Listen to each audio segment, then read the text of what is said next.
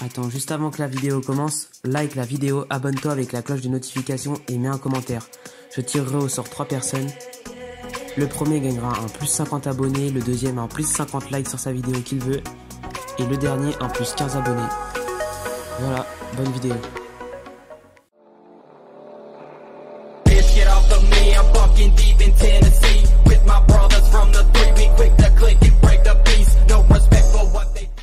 Ophel vous présente la fondation SCP et ses mystères dans un thread 2. Mais pour faire simple, qu'est-ce que la SCP?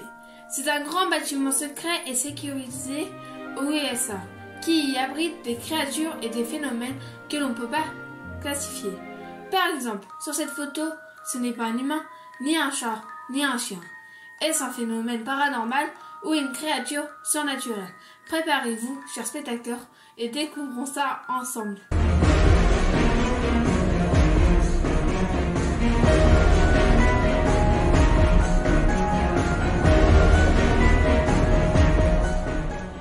Avant que je vous présente le SCP-1467, on a appris que des créatures appartenant à la classe des Euclides... C'est quoi la classe Euclide? J'allais te le dire justement. C'est la classe où il y a les créatures les plus dangereuses. Passons donc au SCP-1467, l'homme qui n'existe pas. Procédure de confinement spécial. SCP-1467 doit être confiné dans une cellule capitionnée avec pas moins de 3/3 enregistreurs audio installés au mur. SCP-1467 doit être autorisé à utiliser ces enregistreurs comme bon lui semble. Pendant ces phases de sommeil, les appareils doivent rejouer les enregistrements en mémoire de façon répétée. Les batteries doivent être remplacées toutes les semaines. Le traitement médical de SCP-1467 est défini par le document 23A et SCP-1467 doit effectuer une session avec une thérapeute une fois par semaine.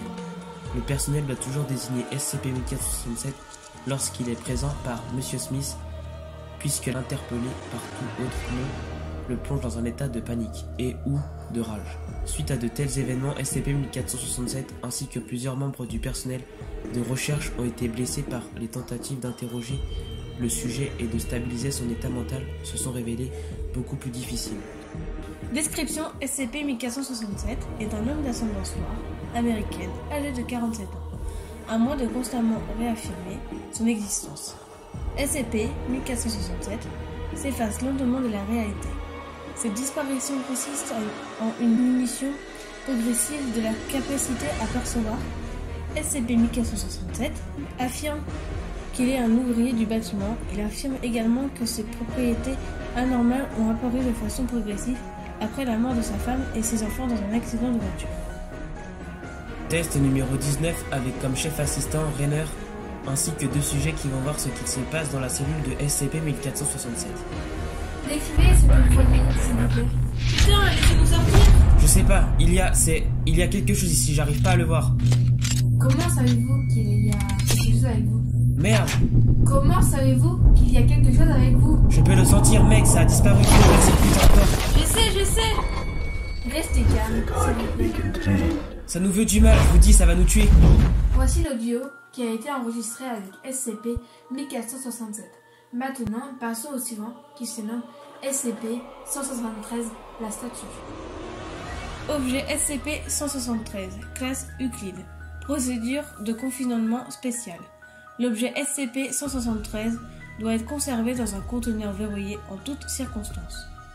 Lorsque des membres du personnel doivent entrer dans la chambre de confinement de SCP-173, ils doivent systématiquement être un minimum de 3 personnes. Et la porte doit être immédiatement verrouillée derrière eux. À tout moment, 2 personnes doivent maintenir un contact visuel direct avec SCP-173, et ce jusqu'à ce que tous les membres du personnel aient quitté et verrouillé le conteneur. Description. Transféré au site 19 en 1993, origine inconnue jusqu'à présent, il est constitué de barres d'armature et de béton comportant des traces de peinture aérosol de marque Krylon. SCP-173 est animé et extrêmement hostile. L'objet ne peut pas bouger tant qu'il se trouve dans un champ visuel direct. Il est impératif que le contact visuel avec SCP-173 ne soit pas interrompu. Les membres du personnel assignés à entrer dans le conteneur sont chargés de s'altérer mutuellement avant de cligner des yeux L'objet attaque en prisant le cou de la victime à la base du crâne ou par strangulation. Dans le cas d'une attaque, le personnel doit respecter la procédure de confinement de classe 4 concernant les objets dangereux. Le personnel a rapporté avoir entendu des bruits de grattement provenant de l'intérieur du contenant, lorsque personne n'est présent à l'intérieur. Ceci est considéré comme normal, et toute modification de ce comportement doit être signalée au superviseur en service. La substance brun rougeâtre sur le sol est une combinaison de matière fécale et de sang. L'origine de ces substances est inconnue. La salle doit être nettoyée selon une fréquence de 2 fois par semaine. Objet SCP-96 l'homme timide, classe Euclide. Procédure de confinement spécial. SCP-96 doit être maintenu dans sa cellule, un cube en acier hermétique de 5 mètres x 5 mètres x 5 mètres en permanence. Les vérifications hebdomadaires ayant pour but de détecter d'éventuelles fissures ou trous sont obligatoires. Aucun système de vidéosurveillance ou appareil optique d'aucune sorte ne sont autorisés à l'intérieur de la cellule de SCP-96. Le personnel de sécurité utilisera des capteurs de pression préalablement installés ainsi que des détecteurs laser pour s'assurer que la présence de SCP-96 dans sa cellule. Toutes les photos, vidéos ou enregistrements présentant des similarités avec SCP-96 sont strictement interdites sans l'accord du docteur, dont le nom sera gardé secret par le site de la FCP. On lui donnera le nom de Dr Ryan. Description: SCP-96 est une créature humanoïde mesurant approximativement 2,38 mètres de haut. Le sujet ne présente qu'une très faible masse musculaire. Les analyses préliminaires du corps suggèrent une légère malnutrition. Les bras, chacun d'une longueur approximative de 1,5 m, sont largement disproportionnés par rapport au reste du corps du sujet. La majeure partie de la peau est caractérisée par une absence de pigmentation et il n'y a aucun signe de pilosité. La mâchoire de SCP-96 peut s'étendre jusqu'à 4 fois plus que celle d'un humain ordinaire. Les autres traits du visage restent similaires à ceux d'un humain ordinaire, à l'exception des yeux qui ne présentent également aucune pigmentation. À ce jour, il n'a pas été déterminé si oui ou non SCP-96 est aveugle. Il ne montre aucun signe de fonction cérébrale développée et n'est pas considéré comme étant doté d'une conscience. SCP-96 est normalement extrêmement docile. Les capteurs de pression à l'intérieur de sa cellule montrant qu'il passe le plus clair de son temps à errer près du mur. Cependant, lorsque quelqu'un regarde le visage de SCP-96, que ce soit directement via enregistrement vidéo ou même sur une photo, il entrera dans un stress émotionnel considérable. SCP-96 cachera son visage avec ses mains et se mettra à hurler, pleurer et marmonner de façon incohérente. Approximativement 1 à 2 minutes après la première observation, SCP-96 commencera à courir vers la personne ayant vu son visage, qui sera à partir de maintenant désigné SCP-096-1. Capitaine Suarez, c'est toujours la merde quand t'as affecté à une mission de récupération initiale. T'as aucune idée de ce dont est capable cette saleté, à l'exception des informations que les techniciens sur le terrain ont pu rassembler. Et vous avez de la chance s'ils vous racontent toute l'histoire. Ils nous ont juste dit neutraliser et marquer. Et ils nous ont dit que dalle sur le fait qu'il ne fallait pas regarder cette saloperie. Docteur Ryan, pouvez-vous décrire la mission s'il vous plaît? Ouais, désolé. On avait 2 hélicos, un avec mon équipe et l'autre en soutien, le Zulu 9B et du caporal Echter. On a repéré la cible à peu près à 2 clics au nord de notre chemin de patrouille. Je suppose que s'ils ne se dirigeaient pas dans notre direction, sinon ils nous auraient tous massacrés là. Docteur Ryan, votre rapport mentionne que SCP-96 n'a pas réagi au froid, il faisait moins 15. En fait, il faisait moins 20. Et oui, il était à poil et n'avait pas l'air d'avoir froid. Quoi qu'il en soit, on a atterri approché de la cible et le caporal Echter s'est préparé à lui mettre un sac sur la tête. C'est quand le docteur Ryan a appelé, j'ai fait demi-tour, répondre à son appel et c'est ce qui m'a sauvé. La cible a dû se retourner et toute mon escouade l'a vu. Docteur Ryan, c'est à ce moment que SCP-96 est entré dans un état de stress émotionnel intense? Ouais. Interviewé s'arrête un moment avant de continuer. Désolé, rien que d'y penser, j'ai eu des jetons pendant 1 seconde. Ce n'est rien. Ouais, eh bien, j'ai jamais vu son visage.